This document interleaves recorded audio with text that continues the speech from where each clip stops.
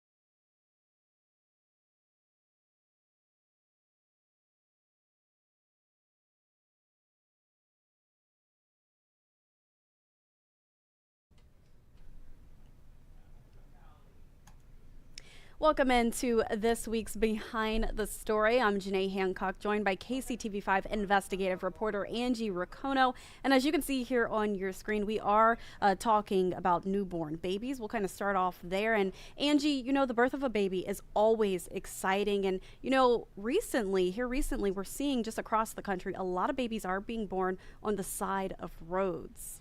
Right, and it's an issue. They actually call it maternity deserts because people who live in a rural area, they may not have as much access as other mothers. And so what they're forced to do is to travel a far distance in order to get the care they need. And in some cases, it's because community hospitals have shut down, but it's also because community hospitals sometimes make the choice that they're not going to offer that service because it's so expensive for a hospital, and they can't just justify that expense with the number of births they have. So you see these women traveling, and actually it took place in Kansas City fairly recently in our area. Mother was trying to get to Olathe Medical Center, and we reported on it, because the sheriff released the dash cam, mom and baby are okay. And for a lot of people, that's where the story ended. But for us, that's kind of where it just began. Yeah. So we got Let's kind of dive deeper into that. Yeah. Right. And I don't know if you want to show the video. So the sheriff's department released video of police dash camera when they show up. So there's dad. Do you see how he's taking off his sweatshirt? That's because they have no towel, they have no blanket. And look close at this video.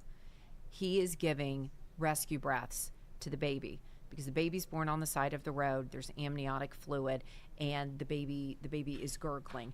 And there's no suction, there's no towel, there's no nothing. So everyone kind of reported, and we all did, that this baby was born, the baby is okay. And when we reached out to the family, they were like, there is so much more to this. They released the 911 call to us where we can hear the parents trying to figure out what to do to help the baby, the delivery, everything that's taking place. There's little Frankie. And Frankie So Frankie precious. is okay. So there, do you see that? The sweatshirt. They went back and took newborn photos on the side of the road. That's the sweatshirt with dad. But this really is a serious issue. And Danielle, she's a nurse. She's wonderful. She's trained, but her specialty is not OB.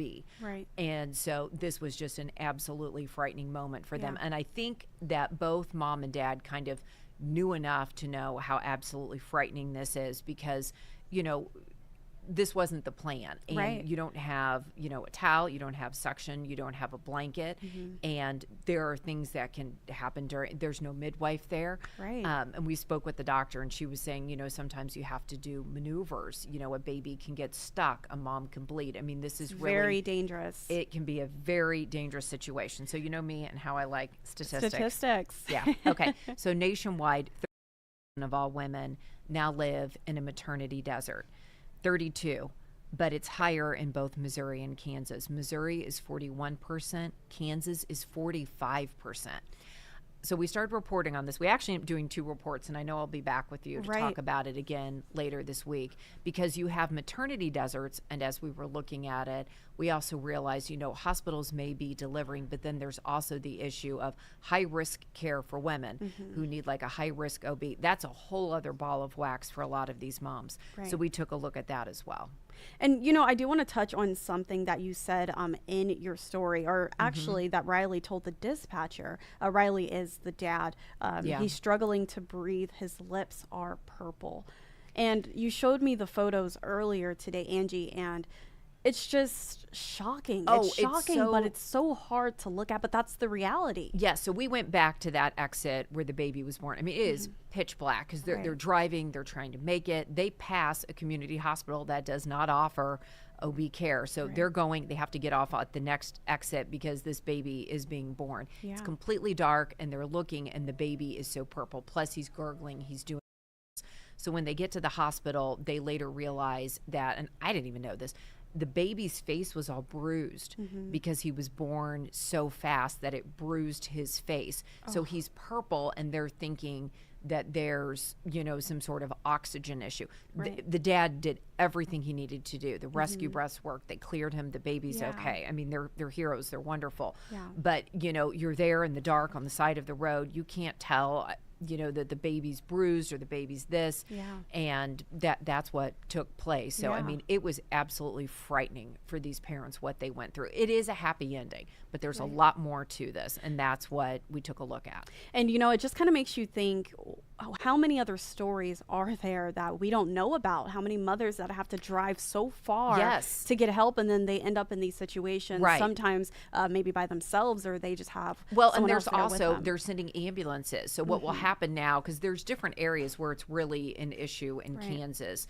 And as we were taking a look at some of these maps, the map was already changing, and we called, you know, a couple of counties. They're like, nope, we already closed it down. I'm like, oh my gosh. So all of those women in different sections, I mean, they're not just driving like an hour. I mean, they may be driving a couple of hours, and then you're getting into, okay, what do? Do you try to go live near a hospital before? I mean, that's expensive. And what if you have kids and all of this stuff? If you run into traffic on the way. Absolutely. What kind of mess are you going to face? And one of the doctors was saying they're getting so used to it now. He was talking about him and his partner. Sometimes they would jump in an ambulance and drive towards the mother. Because they're like, we don't think she's going to make it, especially if it's a second or third. This was Danielle's third baby. So it's like they will try to at least meet them out on the road. So if they have to pull over, they're there. And they've delivered babies on the side of the road because of this. And like you said, this isn't her first baby. So I'm wondering... And she never experienced anything else like this. No. And she was up, she was quick. They're like, we're going. It's not like she sat around and like waited. Because, you know, her husband, they were talking about it with me, and they're like, okay, let's time the contractions. And she's like, oh my gosh, you know, everything just happened so quick. They're jumping in the car. They're doing everything as quickly as possible. And it was a fast delivery.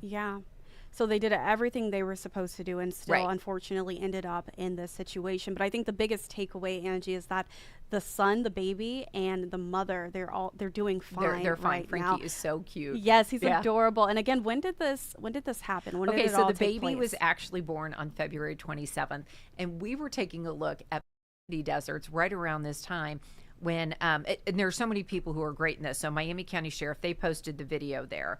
That you see. But then if you listen to the dispatch story, which we're posting this story soon, you can click and listen to it. They are so good, calm, explaining everything to mom and dad, what needs to be done. So we asked about that. We were like, who is this person who's doing dispatch? And we were told, well, this has happened 3 times in 1 month. So that's why they're so good at it. And their practice, they, you know, because they've been down this road before. So it was eye-opening for us to take a deeper look at what is a positive story in the end, but it highlights a serious issue.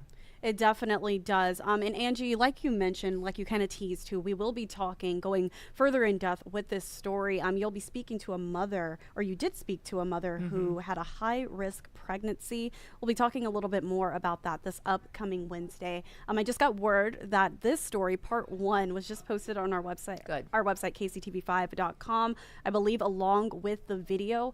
So you can check it out there. But when will the story be airing, at least the first part? Thursday at 10, and then because we had so much to tell, we did a whole separate story Friday at 10 o'clock, and that's on the high-risk deliveries, the high-risk cases. Definitely a story to check out. I mean, even if you think that, oh, this will never happen to me, it may happen to one of your loved ones, or it could happen to you. So you definitely want to learn as much as you can. Angie, I want to thank you so much for joining me here at the live desk for Behind the Story. And we'll be talking to you again this upcoming Wednesday at around 11:30. So be sure to join us here then. Thanks, Angie. Thanks, Janae.